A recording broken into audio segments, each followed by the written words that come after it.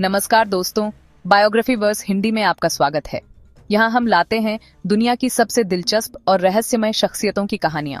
आज हम जानेंगे पाब्लो एस्कोबार की पूरी कहानी। तो चलिए शुरू करते हैं। आधुनिक इतिहास में कुछ ही नाम हैं जो पाब्लो एमिलियो एस्कोबार गवीरिया की तरह डर, आकर्षण और विवाद का मिश्रण जगाते हैं। कोलंबिया की साधारण परिस्थितियों में जन्मे वह दुनिया के सबसे अमीर अपराधियों में से एक बने। उन्होंने एक ऐसा साम्राज्य बनाया जो महाद्वीपों तक फैला और ग्लोबल कोकेन ट्रेड को नियंत्रित करता था। मेडेलिन के गरीबों के लिए वह एक दानदाता थे, एक ऐसा व्यक्ति जिसने घर, स्कूल और फुटबॉल फील्ड्स बनवाए। सरकारों और कानून व्यवस्था के लिए वह एक आतंकवादी था जिसके हिंसा के राज में हजारों लोगों की जान गई। एस्कोबार की कहानी केवल एक व्यक्ति की दौलत की खोज के बारे में नहीं है। यह एक ऐसे राष्ट्र की कहानी है जो गरीबी, भ्रष्टाचार, हिंसा और ड्रग्स की अतृप्त मांग के बीच फंसा था। आज भी पाब्लो एस्कोबार एक विरोधाभास बने हुए हैं। कुछ के लिए एक निर्दयी हत्यारा, दूसरों के लिए एक रॉबिन हुड, और इस बात का प्रतीक कि अपराध कैसे राष्ट्रों को बदल सकता है। पाब्लो एस्कोबार का जन्म 1 दिसंबर 1948 को रियो नेग्रो, एंटियोकिया, कोलंबिया में हुआ था, लेकिन वह पास के शहर मेडेलिन में पले बढ़े। उनके पिता एबल दे जेसूस एस्कोबार एक किसान थे और उनकी माता हेरमिल्दा गवीरिया एक स्कूल टीचर थीं। परिवार अमीर नहीं था। एस्कोबार के पिता खेतों में कड़ी मेहनत करते थे, जबकि उनकी मां बच्चों को पढ़ाती थी। घर में अक्सर पैसों की तंगी रहती थी, लेकिन परिवार एक दूसरे के बहुत करीब था। पाब्लो अपने भाई बहनों के साथ घर के कामों में हाथ बंटाते थे। कभी खेतों में मदद करते तो कभी मां के लिए पानी भरते। एक बार जब घर में किताबें खरीदने के पैसे नहीं थे, पाब्लो ने पुराने अखबारों और कागजों से खुद के लिए नोट्स बनाए। बचपन की ये कठिनाइयां ही थीं जिन्होंने उसमें महत्वाकांक्षा, बुद्धि और साहस पैदा किया। छोटी उम्र में ही उसने सीख लिया था कि मुश्किल हालात में भी रास्ता निकालना है। यही रिसोर्सफुलनेस और डिटर्मिनेशन आगे चलकर उसकी पहचान बनी। बचपन में एस्कोबार विद्रोही लेकिन आकर्षक व्यक्तित्व के लिए जाने जाते थे। टीचर्स ने उन्हें बुद्धिमान लेकिन अवज्ञाकारी बताया। 1927 में मेडेलिन विरोधाभासों का शहर था। एक तरफ अमीर एलीट, दूसरी तरफ गहरी गरीबी और स्लम्स। युवा एस्कोबार के लिए अपराध कठिनाई से बाहर निकलने के कुछ रास्तों में से एक लगता था। अपनी टीनेज ईयर्स तक वह पहले से ही छोटी चोरी में शामिल थे। कहानियों के अनुसार वह टूम्बस्टोन्स चुराते थे, उन पर की गई एंग्रेविंग्स को रगड़कर मिटाते थे और उन्हें स्मगलर्स को बेच देते थे। वह कार्स चुराने, इलेक्ट्रॉनिक्स की स्मगलिंग करने और कॉन्ट्राबैंड सिगरेट्स बेचने में शामिल थे। इन शुरुआती धंधों ने एस्कोबार को एक स्ट्रीट वाइज एंटरप्रेन्योर बनाया जो जोखिम उठाने से नहीं डरता था। 1970 में कोकेन एक ग्लोबल रिक्रिएशनल ड्रग के रूप में उभरा। यूनाइटेड स्टेट्स में डिमांड आसमान छूने लगी और साउथ अमेरिका के ट्रैफिकर्स ने इसकी इमेंस प्रॉफिट पोटेंशियल को समझा। एस्कोबार ने बॉर्डर्स के पार छोटी मात्रा में कोकेन की स्मगलिंग करके कोकेन ट्रेड में प्रवेश किया। उन्होंने लोकल केमिस्ट्स के साथ पार्टनरशिप की जो जंगल लैबोरेटरीज में ड्रग बनाते थे।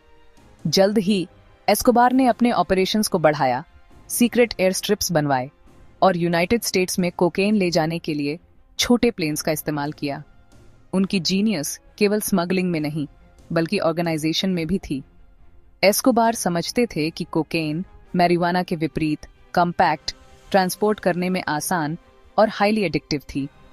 यूएस में प्रति किलोग्राम 70,000 तक के मार्जिन्स के साथ यह बिजनेस क्रिमिनल वर्ल्ड में किसी भी चीज से ज्यादा प्रॉफिटेबल था। 1928 की शुरुआत तक पाब्लो एस्कोबार मेडेलिन कार्टेल के निर्विवाद नेता बन गए थे, लेकिन उनकी पहचान सिर्फ एक अपराधी की नहीं थी।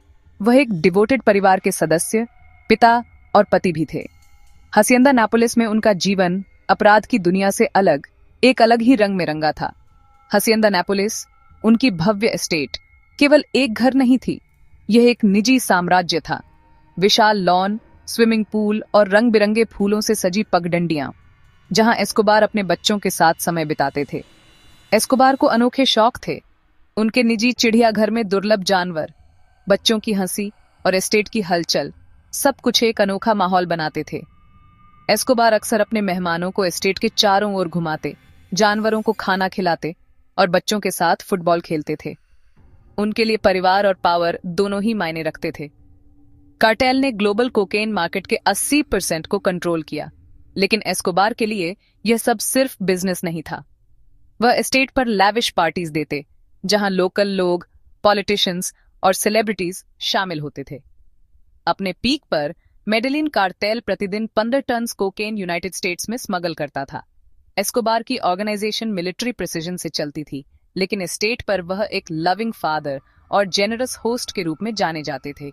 एस्कोबार के मेथड्स ऑडेशियस थे। हिडन कंपार्टमेंट्स वाले प्लेन्स, ड्रग्स ट्रांसपोर्ट करने के लिए सबमरीन्स, फॉल्स बॉटम्स वाले ट्रक्स, यहाँ तक कि कॉफी के शिपमेंट्स के अंदर कोकेन की स्मगलिंग।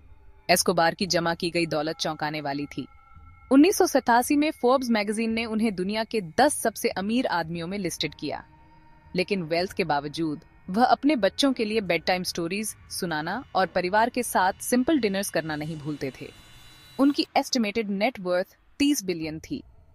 हासिएंदा नेपल्स में एस्कोबार ने लग्जरी कार्स, रेयर आर्ट और बुल फाइटिंग अरीना जैसी चीजों का आनंद लिया। एस्टेट पर लोकल बच्चों के लिए इवेंट्स भी होते थे, जहां एस्कोबार खुद उन्हें गिफ्ट्स देते थे। एस्टेट में आर्टिफिशियल लेक्स और बुल फाइटिंग अरीना भी थे, जो उसकी भव्यता और अनूठे शौक को दर्शाते थे। एस्कोबार का larger than life persona estate की हर चीज में झलकता था, चाहे वह परिवार के साथ बिताया गया समय हो या पावर का प्रदर्शन। एस्कोबार एक क्रिमिनल किंगपिन होने से संतुष्ट नहीं थे, वह लेजिटिमेसी और पॉलिटिकल पावर चाहते थे। 1982 में वह कोलंबियन कांग्रेस के ऑल्टरनेट मेंबर के रूप में इलेक्ट हुए। मेडेलिन के गरीबों के लिए वह पहले से ही एक हीरो थे। एस्कोबार ने स्लम ड्वेलर्स के लिए हाउसिंग प्रोजेक्ट्स बनवाए, फुटबॉल फील्ड्स बनवाए और स्कूल्स और हॉस्पिटल्स के लिए पैसे दिए। वह एल पत्रोन द बॉस के नाम से जाने गए और उन्हें रॉबिन हुड ऑफ मेडेलिन का निकनेम मिला। गरीबों के लिए एस्कोबार होप और अपॉर्चुनिटी का प्रतिनिधित्व करते थे। एलीट्स के लिए वह एक डेंजरस आउटसाइडर थे। उनका पॉलिटिकल करियर शॉर्ट लिव्ड था। उनकी क्रिमिनल बैकग्राउंड के एक्सपोजेस ने उन्हें रिजाइन करने पर मजबूर किया, लेकिन एस्कोबार के पॉलिटिक्स में ब्रीफ एंट्री ने उनकी एम्बिशन को रिवील किया। वह केवल एक ड्रग लॉर्ड के रूप में नहीं, बल्कि एक स्टेट्समैन के रूप में याद रखे जाना चाहते थे। एस्कोबार एक फिलॉसफी के साथ रूल करते थे जो इस फ्रेज में समझाई गई, प्लाटा ओ प्लोमो, सिल्वर और लेड। या तो उनकी ब्राइब लो या असैसिनेशन का सामना करो। उन्होंने पुलिस ऑफिसर्स, जजेस, पॉलिटिशियंस और मिलिट्री ऑफिशियल्स को ब्राइब दी। जो मना करते थे उन्हें मार दिया जाता था। उन्होंने सिकारियोस, हिटमैन की एक आर्मी मेंटेन की, जिनमें से कई मेडेलिन के पूर नेबरहुड्स के टीनेजर्स थे।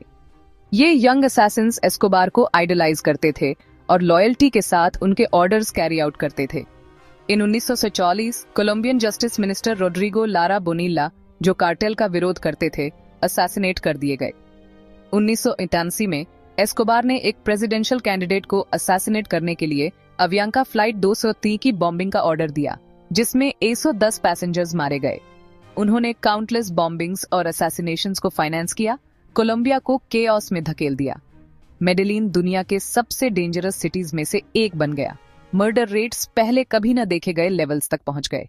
In 1984, Escobar's biggest fear was extradition to the United States. From 1984 to 1989, Escobar launched a campaign of terror to pressure the Colombian government to outlaw extradition. In 1985 and 1986, judges, journalists, and politicians were killed, and public buildings were bombed. In 1987, the government was under pressure from both Escobar and the United States, caught between negotiation and all-out war. In 1988, the Cali cartel, Escobar's main rivals, also began working against him, sometimes with covert support from the state. In 1989, violence and chaos in Colombia reached their peak. In 1991, Escobar negotiated an extraordinary deal with the Colombian government. वह एक्स्ट्रेडिशन से immunity के बदले में surrender करेंगे। वह अपने खुद के डिजाइन किए गए फोर्ट्रेस में इम्प्रिजन्ड हुए, जिसे ला कैथेड्रल कहा जाता था। टिपिकल प्रिजन से कहीं दूर, इसमें लग्जरी रूम्स, एक वाटरफॉल, एक फुटबॉल फील्ड और उनके कार्टेल एसोसिएट्स के लिए जगह थी। एस्कोबार अपनी वॉल्स के अंदर से अपना एम्पायर चलाते रहे।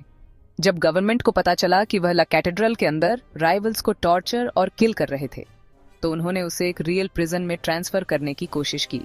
Escobar escaped in July 1992, starting the most intense manhunt in Colombian history. From 1992 to 1993, Escobar was pursued by the Search Bloc, एक special Colombian police task force जिसे यूनाइटेड स्टेट्स के DEA, CIA और Delta force का support मिला।